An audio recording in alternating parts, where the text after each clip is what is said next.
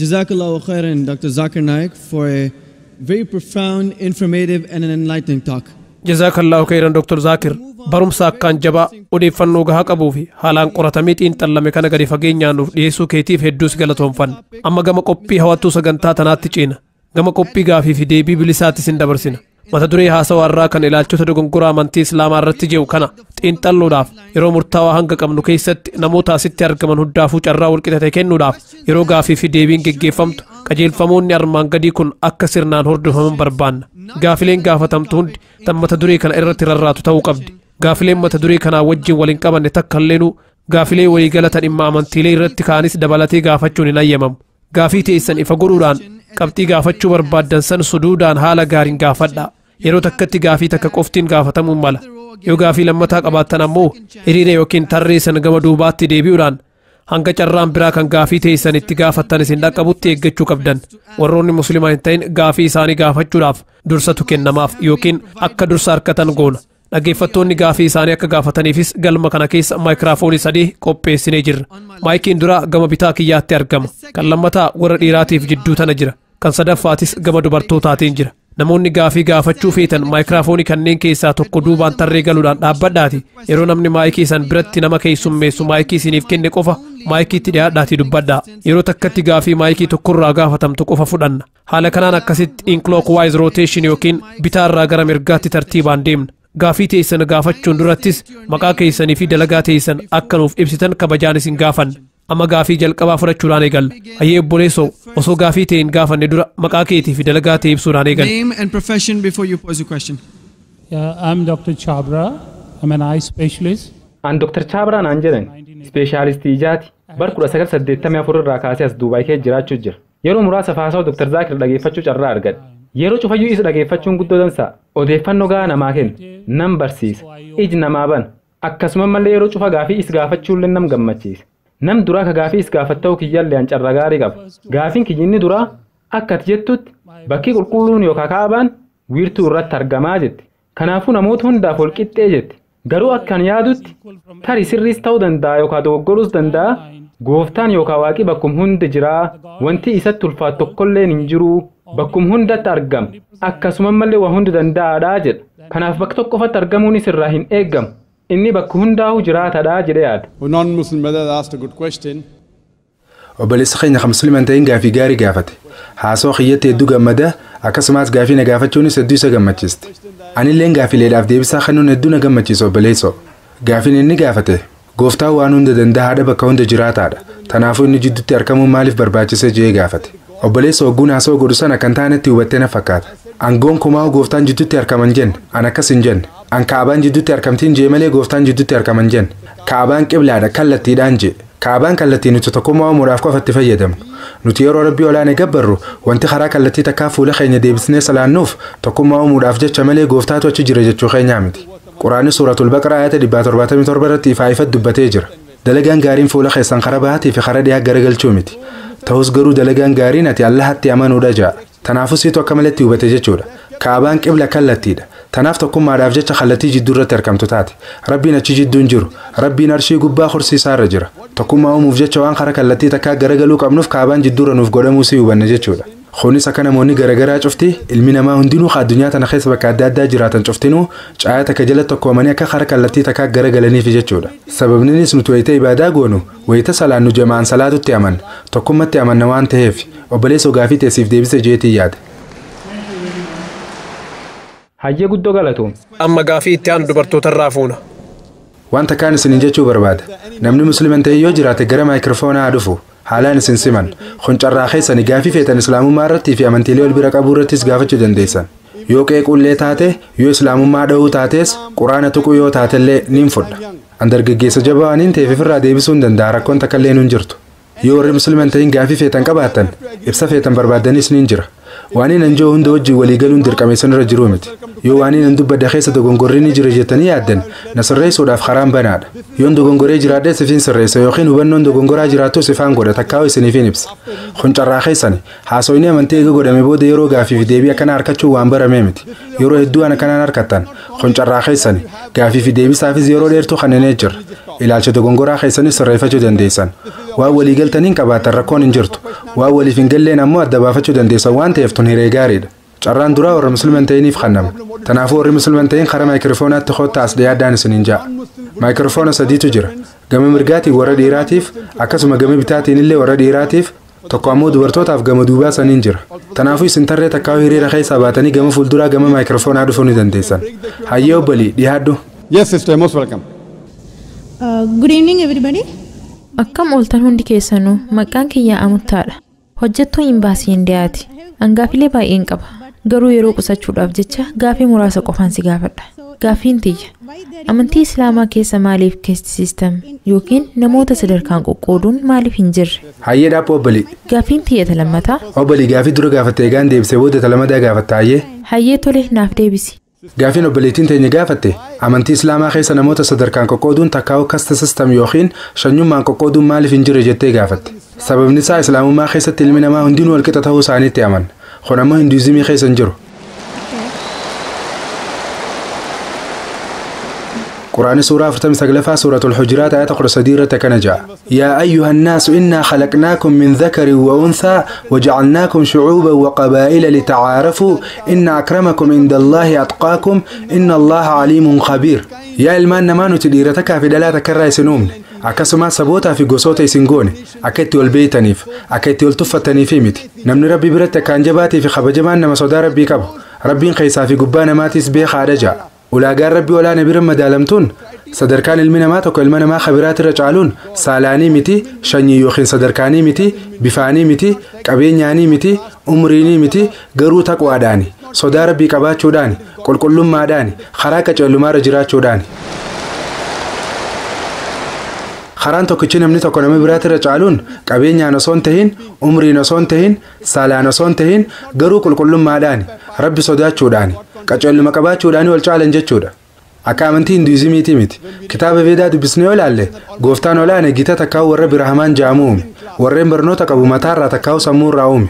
Kun warra sadarkaa duraarra jiru. Itti aansee gootota waraanaa Shatriyaa jaamu qomarraa takkaa'u lapheerraa uume. Itti aansee garaa fi tafa takkaa'u sarbaarraa warra daldaltoota Vaayishiyaa jaamu uume. Eegas miila takkaa'u faantarraa warra Shuduraa jaamu uume. Warri kunumaa takkallee keessa hin jiran shanyii gaxaantuudha. Waan kanaatu Veedaa keessa barreeffamee jira. Amantii Islaamaa keessatti ilmi namaa hundinuu walqixa jennee amanna. Ilmi namaa tokko nama biraatirra sababa dhalootaatiin, sababa dalagaatiin, sababa qabeenyaatiin, sababa bifaatiin, sababa sadarkaa shanyiitiin caala jenneen fudhannu. Kanaafuu amantiin Islaamaa amantii addunyaa guutuuti. Kitaaba Veedaatiin faallaadha. Kitaaba Veedaa kadalaguma takkaa'u sadarkumatee jabeeffachuu qabda jiru kanaan faallaadha jechuudha. Sababninis wanti kun waan Biraahimeenii wajjii walii qabameef jarri kun silaa dhibbeentaa waa xiqqo parsantii waa xiqqasho qofa. Akka isaan jaanitti yoo Shuduraa taatee dhalatte umrii tee guutuu Shuduraa taatee jiraatta. Osuma Biraahimeeniif tajaajiltuu taatee hojjettuu jiraatta. Tarii jireenya itti aanu keessatti nama gaarii takkaa'u jireenya keessi fooyya'uu mala.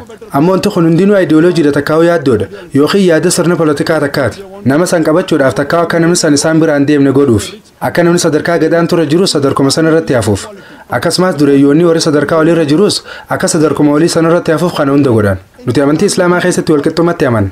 Amantiin Islaamaa amantii nama hundaa waan taateef sadarkaan qooduu takkaa'u shanyummaan qoqqooduu kana dhorkiti jechuudha. Gaafii teessiif deebise jeetii yaada obbolii. Hayyee obbo ammas shakkii biraa takkaan qaba. Duuba hoo maaliif Islaamaan Sayyid Muslim, Shi'a Muslim, Sunnii Muslim jettanii yaamtan kun hoo maali? Obboleettiin teenya maaliif akkaan Sayyid Muslim, Shi'a Muslim yookiin Sunnii Muslim jeena gaafatte? An takkaatillee Sayyid Muslim jeen beeku. Muslim jechuun tokko hiikaanis nama fedhinnaa fi rabbii fiitiif kanne jechuudha. Amantii Islaamaa keessa gareen hin jirtu. Rabbiin Quraana keessatti suuraa Al Imraan ayata 3 irratti kana jee. Wa'tasimuu bihablillahi jamii'an wa laa tafarraquu. Haada Rabbi Quraana jabeessaa qabadhaa isin cuftinuu addaan hin babahinaa jee. Wanti Sayyid Muslimii fi Sunni Muslim yookiin Khabiraa jaamun jiru. Karaa warraatiin miseensa maatii warra tokkoo ta'uu dandeessa. Tarii miseensa maatii warra sheekaa ta'uu dandeessa, miseensa maatii warra Sayyid ta'uu dandeessa. Hidda dhaloota keetii takkaa'u shanyii ta'e beekuuf akkas jechuu ni dandeessa. Kana jechuun namni kun nama biraatirra caale jechuudha miti. Khaaniitu sheekarra caale yookiin sayyidiitu irra caale jechuudha miti. Kun hidda dhaloota keetii takkaa'u gosatee beekuudha. Maqaa maatii irraa dhalatteetiin yaamamuu fa'a yookiin maqaa biyya takkaatiin yookiin maqaa naannoo takkaatiin yaamamuu fa'a yookiin yoo nama naannoo wayiin beekamte takka irraa dhufe taates akkasii yaamamuu dandeessa. Kanaafuu kun bakka inni irraa dhufe yookiin dubbee maatiiti malee namni tokko nama biraatii oli takkaa'u nama biraatirra caale jechuudha miti. Karaan tokkichi ilmi namaa tokko nama biraatirra caaluun qulqullummaadhaanii qaceelloominaa fi rabbi sodaachuudhaani jechuudha. Gaafii teessiif deebise jeetii yaada obbolee.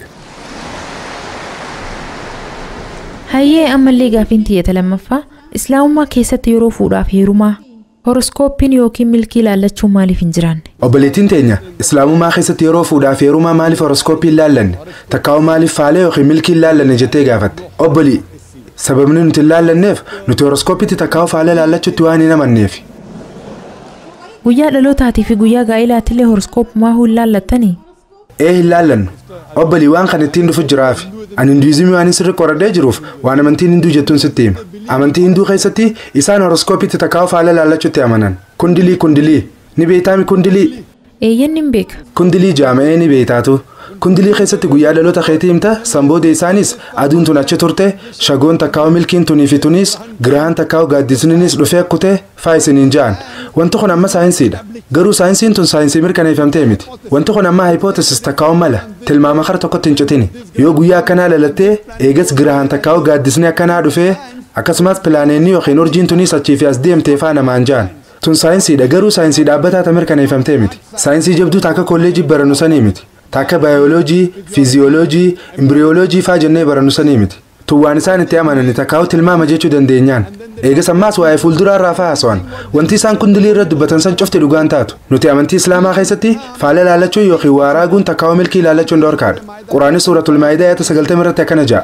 Yaa ayyuhalladhiina aamanuu innamal khamru wal meesiru yaa warra rabbitti amantan dhugumatti farshoo fi qumaarri wal ansaabu wal azlaamu taabota takkaa'u footoo gabbaruunii fi xiyyaa yookiin qalamaa milkii ilaallachuunis rijsun min amali shayxaani waan hamtuudha dalagaa shayxaanaati fajtanibuuhu la'allakum tuflihuun irraa fagaadha akka milkooytaniif jee. Quraanni onni jiru milkii ilaallachuun tun xiyyaa yookiin qalamaa milkii ilaallachuun dalagaa hamtuu dalagaa shayxaanaa waan taateef irraa fagaadhaa jaa akka milkooytaniif. Kanaafuu nuti akka amantii islaamaatti waan kanatti namannu jechuudha. Yeroo hedduu oguu gara maashinaa dheetee guyyaa dhaloota keetii itti barreessite torbaan tokkichatti aanu kana keessatti waan gaarii takkaatus qonnamuuf jiraata waan jiruutu isiniif ba'a. Yoo hamtuun dhibbi takka si mudattellee wanti gaariin takkitti san dhugumaan si qunnamti. Osoo hamtuun dhibbi takka si mudattee wanti gaariin takka si qunnamuun hin oolamtu. Namni itti aanu tokkos dhufee ilaala baatii takkitti itti aantu tana keessa waan hamtuu takkaas si qunnamuuf jiraata waan jiruutu horoskoopiidhaan ba'aaf. Kanaafuu dubbii akkanaa ta'eefan beeyin tanaatu akka shakkii keessa galtu si godha. Hundi amma waanuma paaroo takkaa'u shimbirroo nama jala dubbii deebistu gootu sani. Beetani shimbirroon paarootu yookiin shimbirroon hawwaattuun deemtee ixaa yookiin carraa takka fuuti. Atis waan isiin fuute san laaltee kundilii kee takkaa'u waa'ee fuuldura keetii beekuu dandeessa. Kanaafuu nuti amantii islaamaa keessatti paaroo takkaa'u shimbirroon hawwaattuun carraa nuuf fuutee waan fuuldura nu mudachuuf ta'u nuuf himuu sanitti namannu yookiin shanacha harkaa yookiin ganaa namaa dubbisuudhaan yookiin urjiilee lallaaluudhaan raaguu yookiin milkii ilaallachuu kana cufaa'u islaamumaan dura dhaabbatti ni diddi jechuudha. Ammaas yeroo hedduu yeroo wanti kun dhugaadha jettanii amanuudhaan gowwoomfamtan faatu jira. Qorannoo takkaatu godhamee ture. Qorannoon tunis yeroo takka saayikooloojistiin tokko osoo daree keessa barsiisaa jiru daree barattoota 100 qabdu osoo barsiisuu jiru torbaan tokko booda barattootaan akkana jee. Dubbee teessanii fi waa hunda keessanuu hubaddeetiin jira.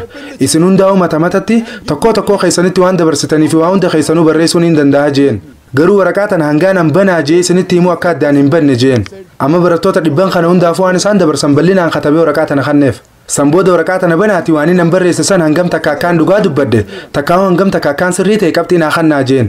Na amana barattoota irraa parsantiin 95 ol Piroofeesartichi kun parsantii 90 ol sirrii dubbate jaanii qabxii kannaniif. Harka 100 irraa harka 90 sirriidha jaan. Iccitiin bakka tani jirtu maal seetan Piroofeesartichi kun waanuma gosta akka isaan hundaafuu barreessee kan. Dubbiin tun dubbiifan ta'een himamsiistuudha jechuudha. Kanaafuu obbolii wanti asirraa hubannu islaamummaa waaraguu ni dhorkiti waan fuulduraa beekus dura dhaabbatti. Sababa kanaaf kundiliin takkaa'u faalee yookiin milkii ilaallachuun nun barbaachisna jechuudha. Osoo kundiliin takkaa'u yeroo fuudhaaf heerumaa faala ilaallachuun jirtu bultii warra amantii hinduu hordofuu dilli kun maaliif diigamtere maaliif yoo wanti nuti itti amanuu qabnu waa'ila jiruu takkaa'u nama bultii wajjin jaarree jiraannu nutummaan fi teenyaa filachuu qabnaadha. Ergamaan keenya jaalatamaan Nabi Muhammad sallallahu alaihi wasallam hadiisa sayyaa keessatti akkana jedhan dubartiin waa afurii fuudhamti bareedinaaf qabeenyaaf nasaba takkaa'u warra isiitiif akkasumas diin isiitiif tadiin qabdu san filadhu isiitu hundarra caala jedhan. Nama bultii wajjin jaaru filachuu keessatti wanti waa hundarra caalu waa'ila jireenyaa tadiin qabdu filachuudha malee kundilii takkaa'u milkii ilaallachuudhaanii miti. Ji'oon kalaleessaatii fi fulbana keessa dhalachuun jijjiirama takkalleen fiddu. Diinii wal fakkaachuu qaban takkaa'u imaanaan madaalamuu qabdi. Sababa kanaaf obbolii nuti amantii islaamaa keessatti dubartoota muhsanaa jennee yaamna. Afaan arabaatiin muhsanaa jechuun bakka shayxaana takkaa'u hamtuu jalaatii dahatan jechuudha. Amantii biraa keessatti ammoo hinduuzimis dabalatee dubartoonni akka meeshaa shayxaanaatti ilaalaman. Quraana keessatti dubartoonni muhsanaa jaamanii yaamaman. Hiikaan jecha arabiffaa kanaatis bakka waan hamtuu takkaa'u shayxaana jalaatii dahatan jechuudha. Kanaafuu yoo dubartii diintee imaana qabdu fuute inshaallah jaarsisiitillee karaa dogongoraa irra deemuu ni dhorkiti jechuudha. Deebii gaafii teetis deebisee jeetii yaada obbolii. Hayya galatoom. Gaafii tiyya sadaffaa itti dabaluu danda'a? Obbolii uummata biraatiifis carraa kenninuuf hogguu carraan san naannoo sigee atis gaafii ta'e gaafachuu dandeessa. Hayyee galatoom. Humaa rakkoon hin jiru atis achuma dhaabbachuu dandeessu. Namoonni musliiman ta'in kabiraa gaafii isaanii akka gaafatanii ayyamnaaf. Yoo namoonni musliiman ta'in kabiraa jiraatan isaaniif carraa kennineeti san booda ati gaafatta hayyee obbolii akka namni hundinuu carraa harkataniif jecha hayyee obbolee soo dhiyaadhu.